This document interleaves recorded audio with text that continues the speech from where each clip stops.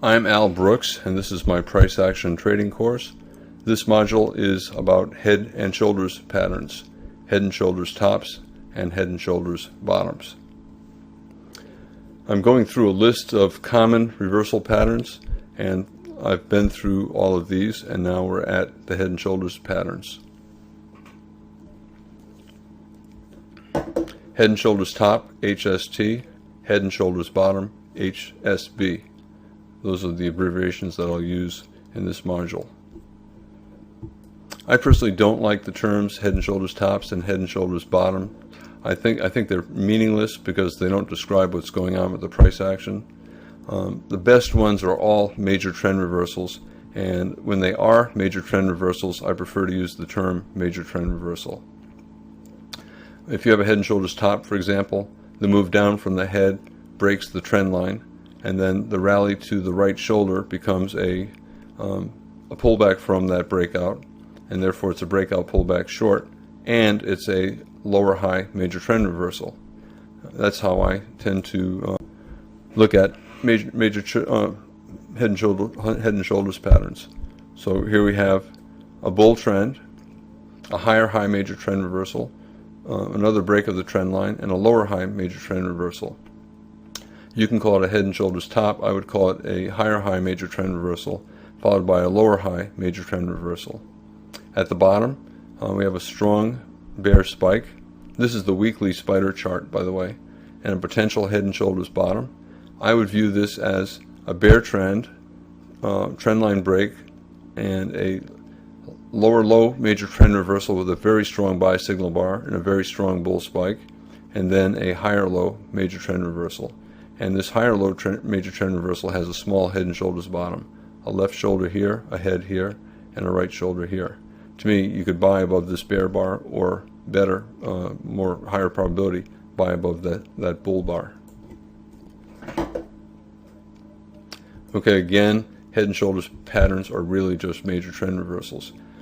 This is not, you could take this short, there's a lot of buying pressure here, or you could wait for the break below this trend line. I could have drawn the trend line here and called this a higher high major trend reversal, but the trend line break was not all that strong, just 4 bars and not all that big. However, at this point we've had 10 or 15 sideways bars with a lot of bear bodies, much more selling pressure. I think this is a more reliable sell pattern. So this lower high major trend reversal is more reliable than the higher high. The head and shoulders traders see it as simply a head and shoulders top. Same thing at the bottom, trend line break, test of the moving average, pull back to a higher low major trend reversal.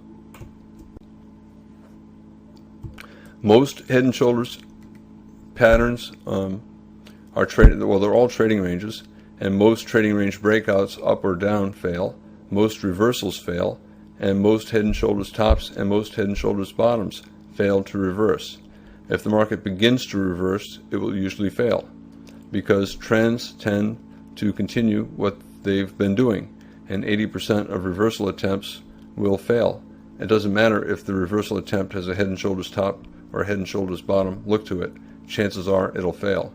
Every now and then a head and shoulders top will fail to function as a bull flag, which most are, and instead lead to a reversal.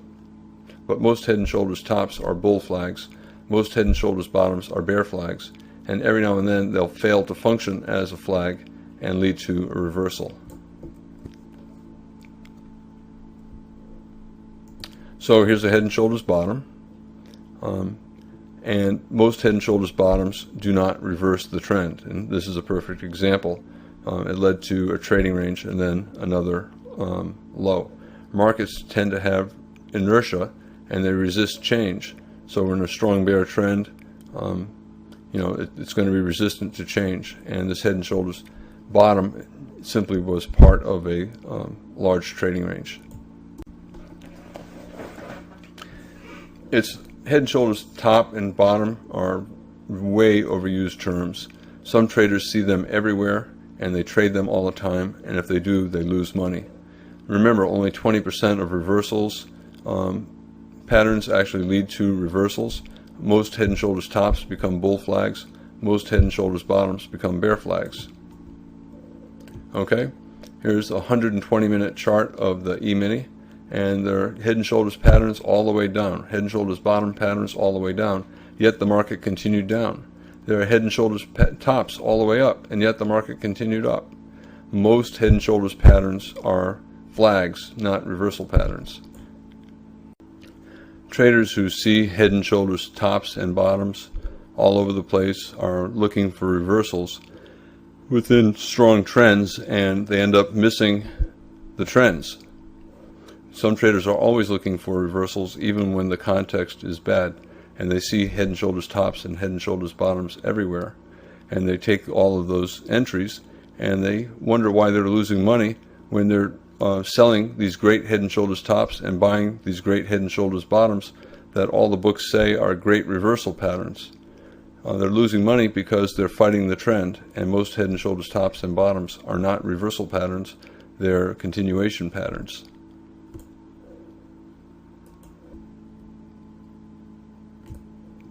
Most head and shoulders tops become bull flags. So we have a head and shoulders top, and it's probably going to be a bull flag and not a reversal pattern. And that's what happened. Once the bears are putting stops above lower highs, right? For a bear trend, you need lower highs and lower lows. If the market stops making lower highs, the bears will stop looking at it as a bear trend. So traders who shorted the breakout below the head and shoulders top have their stop above the right shoulder. If the market goes above the right shoulder, the bears give up. They no longer see it as a bear trend. And here we have a strong breakout, move above the right shoulder. Here's a pullback from the breakout and a resumption up. This is what usually happens with head and shoulders tops. They usually are bull flags and lead to a resumption of the bull trend.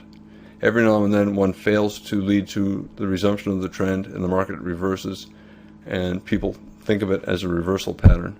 But I think the way head and shoulders patterns are talked about is entirely wrong. They're talked about as if they're usually reversal patterns, and they're not. They're usually continuation patterns. And like any continuation pattern, sometimes you get a reversal instead of a continuation. Okay, what happens one tick above that right shoulder? The bears failed to keep forming lower highs and lower lows, so they're giving up on their premise of a bear channel. The bulls buy, expecting the resumption of a trend, and the bears buy above that right shoulder to exit their shorts because they now believe that their original assumption of a bear trend is wrong. So here's the head and shoulders top, here's the right shoulder. Bears will get out above this shoulder.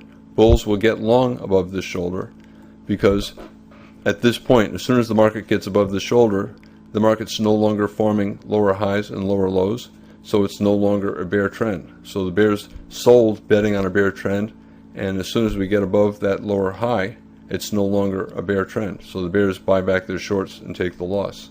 Bulls see the same process, and they assume that the bull trend is reversing, that the bears failed. So they're buying here, and they're certainly buying a higher low pullback. You can call this a small higher low major trend reversal. We had a bear trend, a bull breakout, and then a pullback to a higher low major trend reversal.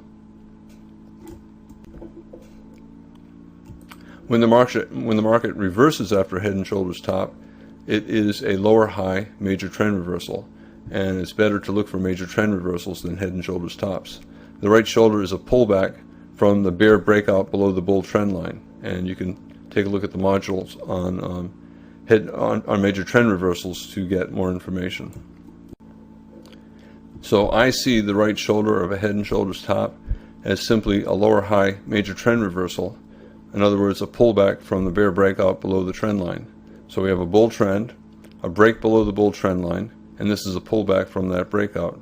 You can call it a head and shoulders top. I prefer to call it a lower high major trend reversal. The same at the bottom. We have a head and shoulders bottom. I would not be calling this a head and shoulders bottom. I would be calling it a higher low major trend reversal. A bear trend, a breakout above the trend line, and then a higher low. And this is the end of the module on head and shoulders patterns.